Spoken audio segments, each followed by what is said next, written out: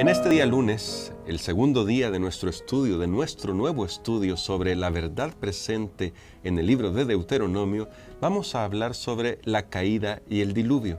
Recuerda que estamos poniendo el preámbulo para el estudio de Deuteronomio. Ya hemos aprendido un poquito de lo que implica esto en el día de ayer. Hoy también queremos seguir abundando en este aspecto de quién es Dios y qué implicaciones tiene su amor para nuestra creación. Pero por eso vamos a pedir la dirección de nuestro Dios para aprender un poco más en la lección de hoy. Querido Padre, venimos ante tu presencia suplicando que tu Espíritu Santo ilumine nuestras mentes, porque reconocemos que estos temas son más abarcantes de lo que nuestra mente finita puede alcanzar a comprender, pero suplicamos que nos des ese conocimiento salvador que necesitamos. En el nombre de Jesús. Amén. El día de ayer, Pastor Dani Perla, usted mencionó que el pecado había comenzado en el cielo y en un universo que ya ha sido creado y antes incluso de que se creara este mundo. Ahora, Pastor, ¿cómo es que llegó el pecado a nosotros? ¿Y qué implicaciones tiene esto respecto a lo que estuvimos tratando el tema de ayer sobre Dios como un ser de amor? Sí, bueno, cuando uno se pone a pensar en esto, hermano Gerson, hay tantas cosas que nosotros podemos imaginar. Por ejemplo, antes que el pecado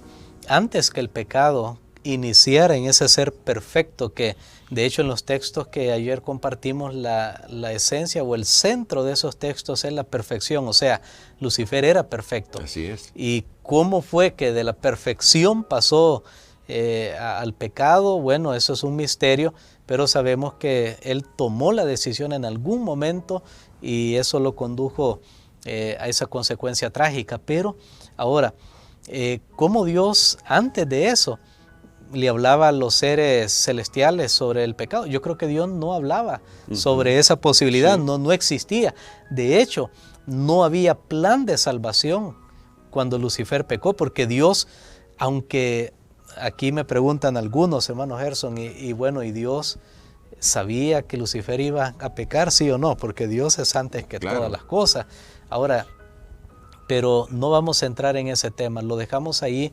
Solo quiero decirles algo: recordemos siempre cuando estudiamos esto que Dios es amor.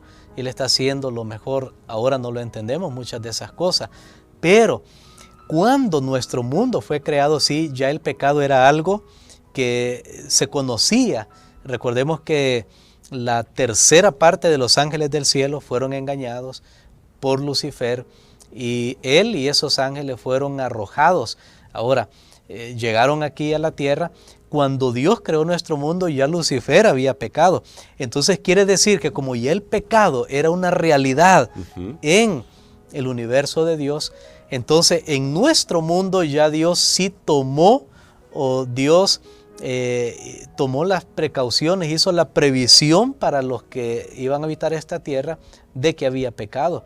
Por eso es que cuando Él creó a Adán y Eva, Él les dio ciertas órdenes, pero Él les dijo que ellos tenían que guardar ese jardín que les había dado. Ahora, ¿qué significa la palabra guardar? ¿Guardar de quién? Sí. Precisamente guardarlo porque había un ser que iba a estar intentando convencerlos a ellos de lo contrario de lo que Dios les decía, y es lo que nosotros encontramos ahí en el libro de Génesis. Bueno, entonces ahí es donde cobra sentido la forma en que está escrita esta narración. En Génesis capítulo 2, versos 16 y 17 dice: y mandó Jehová Dios al hombre diciendo: de todo árbol del huerto podrás comer, pero del árbol del conocimiento del bien y del mal no comerás, porque el día que de él comieres ciertamente morirás. Así es, ya Dios les dijo que guardaran, y aparte de eso Él puso ese árbol de la ciencia del bien y del mal, en el cual ellos iban a ejercer su capacidad de elección. O sea, Dios los hizo seres moralmente libres, con la capacidad de elegir. Aunque Adán y Eva fueron creados adultos, tenían esa oportunidad. Pero nosotros sabemos muy bien lo que pasó. Tristemente, ellos decidieron, lo contrario que Dios les había dicho a través de la incredulidad. Y aquí solo quiero destacar una lección. Noten cómo fue que el pecado entró en este mundo. No fue que el diablo le dio un golpe a ellos, no, o el diablo le dio una droga. No, nada de eso. No obró en su cuerpo, obró en su mente. Porque todo lo que el diablo busca es la mente. Él no está interesado en robarme el carro y andar paseando en la ciudad en el carro. No, él no necesita un carro. Todo lo que Satanás busca en nosotros es nuestra mente. ¿Por qué? Porque si controla la mente, puede controlar todo. Satanás no podía agarrar a Adán y a Eva y sacarlos del Edén. Pero él sabía que si ellos desobedecían, o sea, desconfiaban de la palabra de Dios, eso los iba a expulsar del Edén. Entonces notemos cómo opera el enemigo. Y allí en su mente él puso una duda. En Génesis capítulo 13 está el relato cuando Eva creyó a la mentira de Satanás, dudó de la palabra de Dios y así el pecado tristemente se desbordó e iniciaría en nuestro mundo. Y ahora, pastor, ya que usted lo ha destacado, el pecado está en este trabajo que hace Satanás en la mente del ser humano. Siembra la duda luego produce esta desobediencia. ¿Cómo se vio esto reflejado en los pocos años que siguieron hasta antes del diluvio o hasta el diluvio, si lo podemos decir, el daño que hizo el pecado en la raza humana?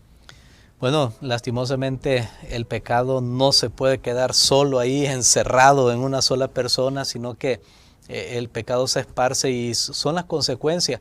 Por eso un día alguien sale de la iglesia, va tranquilo en la calle y de repente alguien que viene tomado, por ejemplo, le atropelló. Y uno dice, Señor, ¿por qué estaba en la iglesia? Tristemente el pecado no puede hacerse daño solo para él mismo, sino que el pecado se esparce y en todas las generaciones posteriores. Bueno, de hecho Adán y Eva tuvieron un hijo que llegó a ser el primer asesino del mundo. Tremendo. Imaginémonos, aquellos seres perfectos que Dios había creado, dieron a luz un hijo y este llegó a ser el que mató a su propio hermano.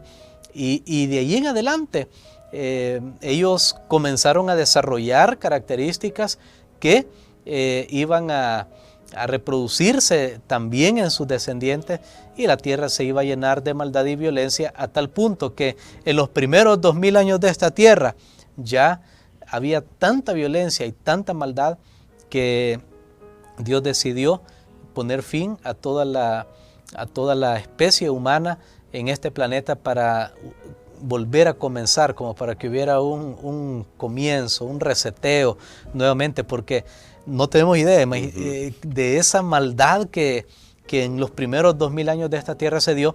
Y aquí estamos hablando, hermano Gerson, los primeros prácticamente 10 u 11 capítulos de Génesis, si tomamos en cuenta lo que sucedió en Babel.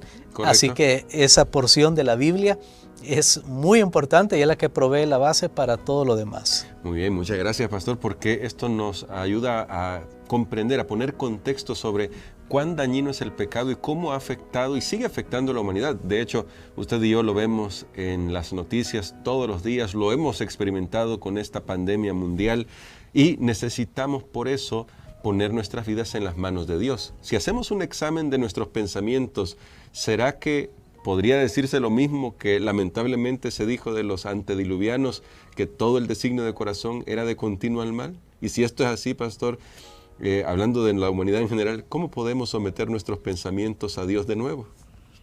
Muy bien, yo creo que lo que mencioné anteriormente, Satanás está interesado en nuestros pensamientos, porque cuando él lo llena de ansiedad, de depresión, de desesperación, de que usted dice, ya no aguanto esta carga, esto es tan fuerte, y entonces hasta su mente comienza a cambiar, a distorsionar los pensamientos. Eso es lo que Satanás quiere, y comienza a llenarlos muchas veces de ira, enojo.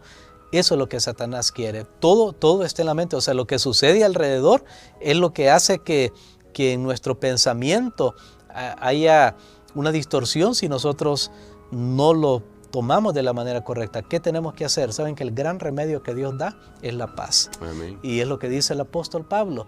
La paz de Dios guardará vuestros pensamientos. Amén. Dios ofrece la paz. Si ustedes sienten en este momento que sus cargas son las más grandes, que lo que está pasando es tan difícil, por favor, acepte la paz de Cristo Jesús en sus pensamientos, confíe en Él y Dios va a hacer lo mejor para su vida y usted lo va a percibir de esa manera. Y creo que podemos orar por eso, pastor, para que Dios nos dé paz en nuestros pensamientos y nos ayude a buscarle todos los días. Amén. Padre, gracias te damos, Señor, porque tú estás obrando.